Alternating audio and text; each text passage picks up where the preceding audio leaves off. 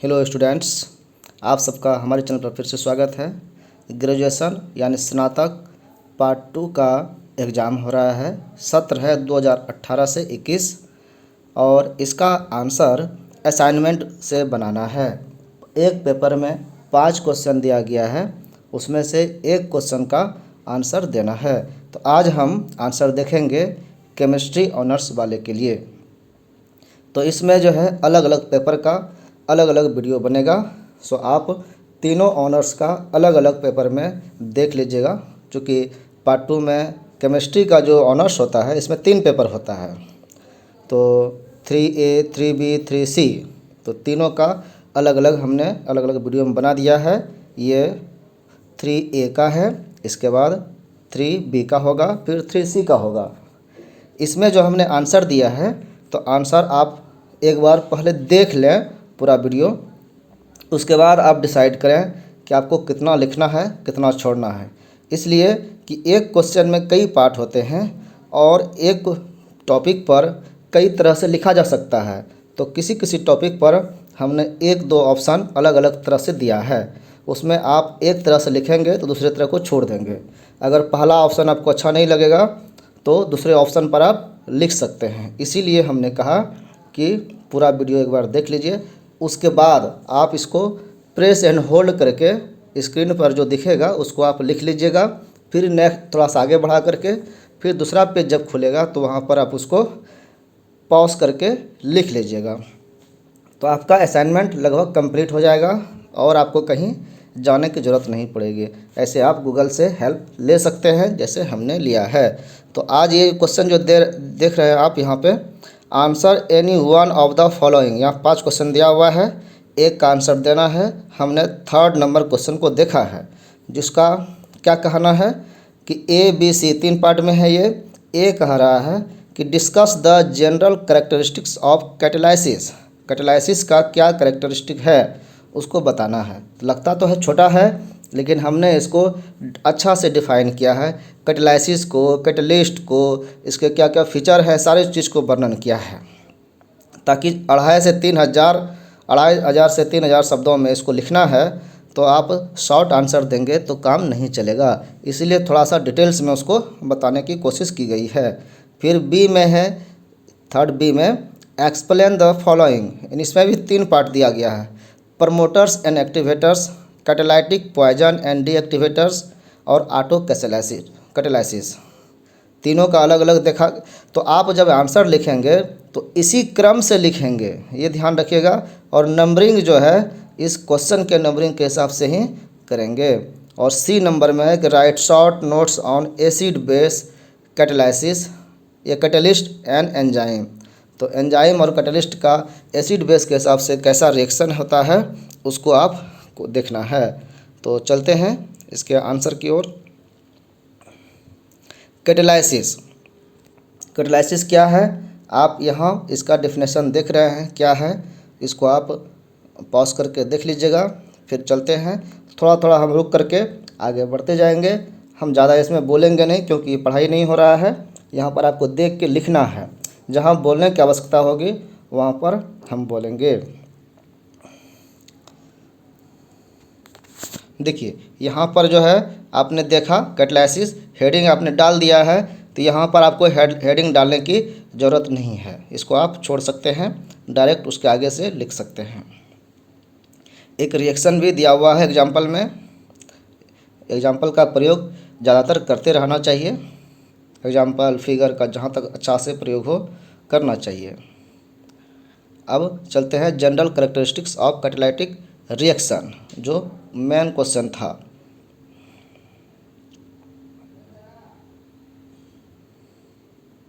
Next पे चलते हैं।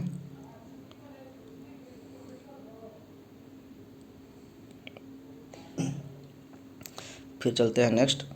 अब टाइप्स ऑफ कैटालाइटिक रिएक्शन, आप देख रहे हैं कि यहाँ पर बहुत ज़्यादा डिटेल्स में नहीं गए हैं, तो आप इसको भी लिख सकते हैं। ये तो अनिवार्य है ही, लिखना ही है। रिएक्शन होमोजेनस और हेट्रोजेनस होता है। फिर होमोजेनस क्या है, हेट्रोजेनस क्या है उसको बताया गया है। होमोजेनस का ये 1-2 पार्ट हो गया, ऑक्सीडेशन और हाइड्रोलाइसिस का। अब देख लीजिए, इसको रिएक्शन पूरा लिखिएगा। रिएक्शन कोशिश करिएगा एक लाइन में लिखने का, थोड़ा स्पष्ट लिखिएगा। रिएक्शन में जो यहाँ पर बीच में ये लाइनिंग है, आप इसको देख लीजिएगा कि दोनों तरह से दिया जाता है। इसको ऐसे भी दे सकते हैं और इसको ऐसे भी दे सकते हैं, दोनों तरह से कर दीजिएगा। फिर जहाँ पर ये दोनों तरफ एरो है उसको अलग ढंग से लिखा जाता है, या ऐसे भी लिख सकते हैं आप। दूसरा देखते हैं हेट्रोजेनस कैटालिसिस क्या है। इसमें भी रिएक्शन दिया हुआ है, इसमें स्पष्ट है एरो का। आप चूँकि साइंस के विद्यार्थी हैं तो कैसे एरो दिया जाता है रिएक्शन में आपको पता होना चाहिए। फिर थ्योरीज ऑफ कैटालिसिस, कैटालिसिस का क्या थ्योरी है, ये डीप में जाने के लिए, थोड़ा क्वेश्चन बड़ा करने के लिए भी आवश्यक है कि थोड़ा सा अच्छा से इसको डिटेल्स किया जाए। कैटालिसिस क्या है, इसके क्या क्या थ्योरी है, इंटरमीडिएट कंपाउंड फॉर्मेशन थ्योरी और एडजॉर्प्शन थ्योरी, दोनों थ्योरी पर थोड़ा थोड़ा चलेंगे। इसके बारे में अलग अलग देखेंगे।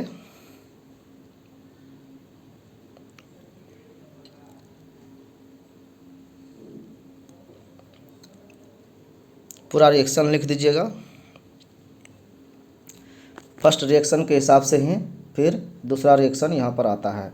जो पहला का रिएक्टेंट से जो प्रोडक्ट बनता है, इस प्रोडक्ट को फिर रिएक्टेंट में यानी ए के साथ सी, फिर AC बना, AC के साथ फिर B, तो AB बना। इस तरह से अलग अलग C कैटलिस्ट रह गया, C अलग हो गया, कैटलिस्ट चेंज नहीं होता है, ये दिखाया गया है इसमें। उसी तरह से आप रिएक्शन अलग अलग देखते जाएंगे। एडजॉर्प्शन थ्योरी क्या कहता है, इसको आप देख लीजिए, फिगर बना दीजिएगा।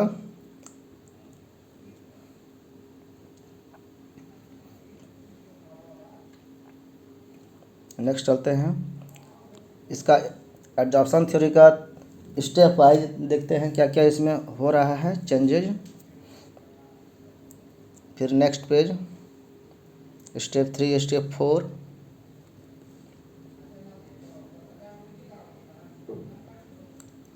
वो हो गया वहाँ तक। अब ये देखिए, कैटालिसिस जो प्रयोग हो रहा है रिएक्शन, तो ये तो प्रोसेस है, तो इसमें भाग कौन ले रहा है, तो कैटलिस्ट। तो हमने समझा कि ये भी आवश्यक है, तो कैटलिस्ट भी हमने अपने से हेडिंग यहाँ पर डाल दिया है। इसको आप छोड़ भी सकते हैं और लिख भी सकते हैं, आप देख लीजिएगा कि आवश्यक है कि नहीं। इसको अलग पेज से लिखिएगा। अगर इसको छोड़ करके भी आपको जितना वर्ड में लिखना है, वर्ड लिमिट पूरा हो जाए तो छोड़ दीजिएगा, नहीं तो रख लीजिएगा। कैटलिस्ट के बारे में जितना बताया गया है उसके बारे में बात करते हैं। यहाँ भी कैटलिस्ट है, इसमें कैटलिस्ट का एग्जाम्पल दिया हुआ है। यहाँ पे कैटलिस्ट के बारे में बताया गया है क्या है, और उसका एग्जाम्पल थोड़ा यहाँ भी दिया गया है, आप देख लीजिए। एक एग्जाम्पल को 2 बार नहीं लिखिएगा। फिर चलते हैं दूसरे पेज पे। टाइप ऑफ कैटलिस्ट, कैटलिस्ट जो होते हैं वो कितने प्रकार के होते हैं, तो पॉजिटिव कैटलिस्ट होता है, फिर नेगेटिव कैटलिस्ट होता है। उसको पॉजिटिव का भी 1-2 टाइप हो गया, फिर नेगेटिव कैटलिस्ट होता है। इसके बाद फिर इसके भी 2 स्टेप यहाँ पे लिखे गए हैं।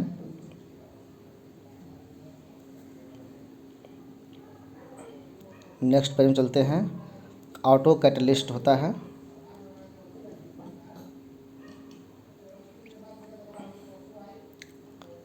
इंड्यूस्ड कैटलिस्ट भी होता है, 4th नंबर।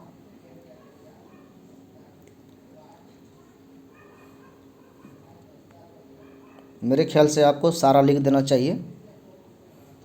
अब फिर आप देखेंगे क्वेश्चन में लिखा हुआ था प्रमोटर्स के बारे में, एक्टिवेटर्स जिसको कहते हैं, तो ये एक्टिवेट करता है। एक कैटलिस्ट के अलावा ये दूसरा चीज़ होता है। कह रहा है कि केमिस्ट्री में substance added to a solid catalyst to improve its performance in a chemical reaction. Catalyst के परफॉर्मेंस को और बढ़ाने के लिए जो उपयोग किया जाता है वो प्रमोटर्स कहलाता है। तो आगे इसकी इसी में डिटेल्स दिया हुआ है, आप पढ़ेंगे तो अच्छा समझेंगे। यहाँ भी प्रमोटर्स के बारे में लिखा हुआ है, तो प्रमोटर आप 2 बार नहीं लिखेंगे, डायरेक्ट पैराग्राफ चेंज करके लिखना शुरू कर देंगे। फिर है एक्टिव सेंटर, एक्टिवेटर्स के रूप में इसको आप रख सकते हैं।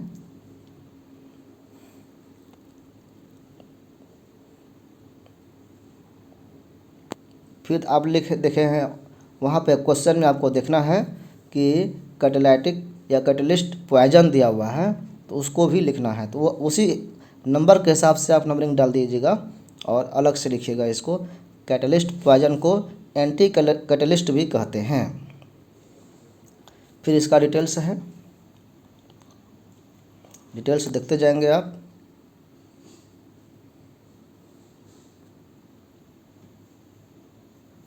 फिर नेक्स्ट कैटालिटिक पॉइजन यहाँ भी दिया हुआ है।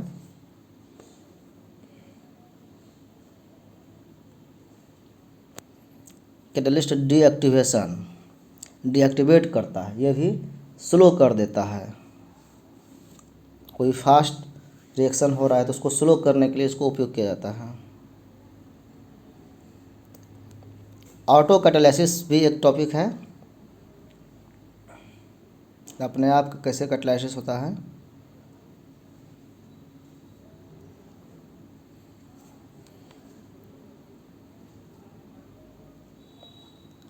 अब फिर लास्ट में था आपको एसिड बेस कैटालिसिस। इसमें एंजाइम का भी प्रयोग किया गया है, कैटलिस्ट का भी। आप इसको देखिए, मैकेनिज्म इसका क्या है। इसके जो रिएक्शंस है एसिड बेस कैटालिसिस को, इसको कहते हैं ब्रॉन्स्टेड-लॉरी कॉन्सेप्ट।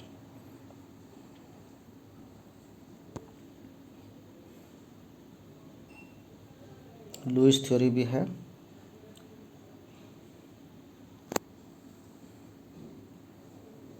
अगर आप पढ़े होंगे तो आप अच्छा से समझेंगे इसको।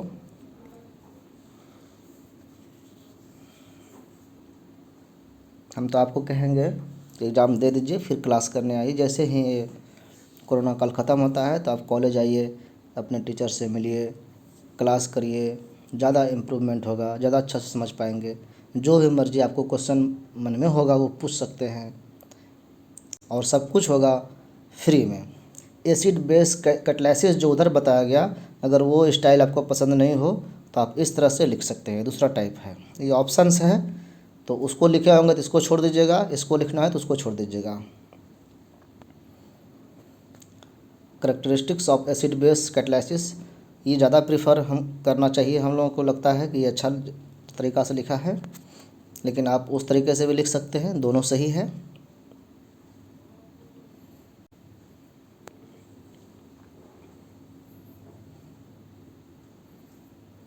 इलस्ट्रेटेड बाय पीएच रेट के द्वारा इसको इलस्ट्रेट किया गया है।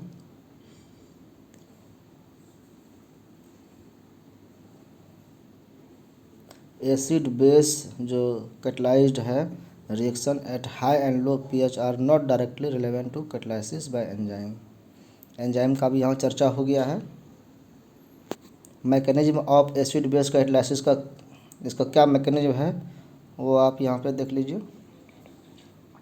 फिगर की जो चर्चा हुई है वो लास्ट में फिगर बना दिया गया है, आप उसको डाल देंगे। फिगर ज़रूर बनाना है।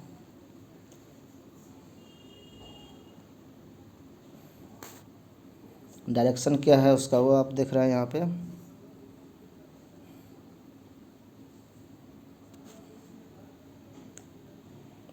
Brønsted acid and base group in enzymes, enzyme की चर्चा करना जरूरी था।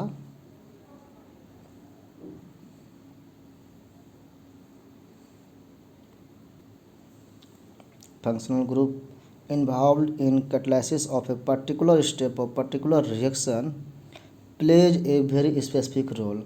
कौन से ग्रुप का वहाँ पे काम कर रहा है, ये एक इम्पॉर्टेंट रोल उसका होता है। एंजाइम कैटालिसिस को आप अलग हेडिंग से भी लिख सकते हैं, अलग हेडिंग से ही लिखना अच्छा रहेगा, इसको भी लिख दीजिएगा।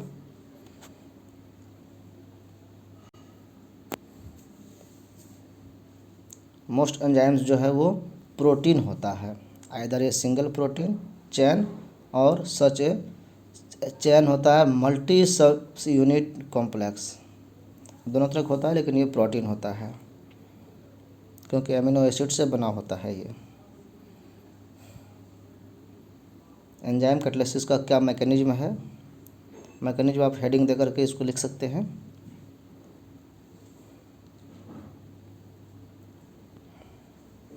Enzymes are often highly specific and act on only certain substrate. Enzyme हर जगह काम नहीं करता है, उसको जो टारगेट दिया रहता है वो वहीं पर काम करता है। एंजाइम हार्मोन इसी तरह का काम करता है, वो अपने घूमता तो पूरे बॉडी में है लेकिन हार्मोन और वो स्पेसिफिक जगह पे ही काम करता है। ये फिगर है स्पेसिफिक एसिड बेस कैटालिसिस और एंजाइम कैटालिसिस को कंपेयर करके दिखाया गया है। पीएच के घटने बढ़ने पर क्या होता है उसको यहाँ बताया गया है। 7 न्यूट्रल होता है, 7 बीच में रखा गया है।